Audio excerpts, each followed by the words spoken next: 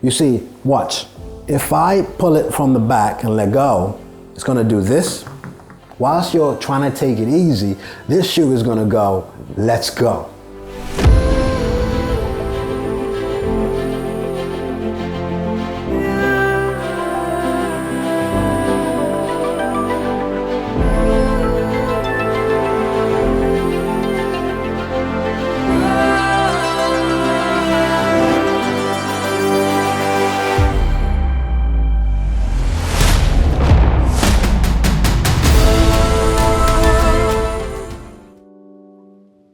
My name is Aubrey. I'm a very average runner.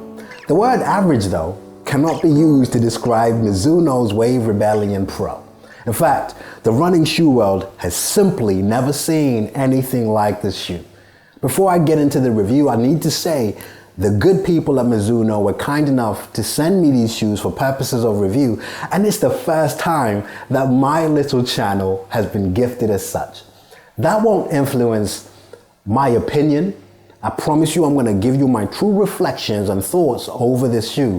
What it did influence, though, as my way of saying thank you, is the quality of the cinematic B-roll we went to town on this review, and I hope you're going to see that.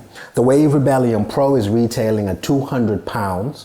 The second thing is the weight of the shoe. I wear a size UK 9.5, and this came in at 234 grams. The next thing is the stack height. We're going to talk a bit more about that. But this is 39 mil at the back, and at the forefoot is 33 mil, being a 6 mil drop. Okay, so let's review the shoe. A normal conversation. I'm going to start from the top and work our way down, starting with the tongue. Normally, running shoes have a hole in the tongue to put the laces through to give you a firmer hold. What this shoe does has got two holes, giving the laces a chance to crisscross, and I like how they've done that. Secondly, on the tongue, there is an arch at the top of it that gives your lower leg a bit more space as you're running. I really like that, and I felt it too running in it. Secondly, let's talk about the heel and the collar. It is slightly cushioned. I didn't have any problems with my heel slipping in and out like I did with some shoes that I've talked about in my reviews, so no problem there. If we talk about the rest of the uppers, I like that this thing breathes. You can see it's perforated, it's a re-engineered mesh, it's seamless, and I just love that. One thing I also love is this exaggerated logo at the front. Aesthetically, that ticks it for me. I love the detail, I just love what they've done. Okay, let's talk about the star of the show, the midsole. There's two materials working together here, what Mizuno are calling Energy Light and Energy Light Plus. As always, technical terms don't mean anything to me, but essentially, all you need to know is you have a bit more of a firmer, resilient material at the bottom that's going to assure you of a return of energy as you run. It's going to help you propel you forward. The material at the top above that one is the one that's going to cushion your run. This is more of a plusher feel, what they're calling Energy Light Plus. Sandwiched in between those, if you turn the shoe around and over, is a carbon infused plate. Normally, racing shoes have these plates, but this is not fully carbon. It's a carbon infused nylon plate.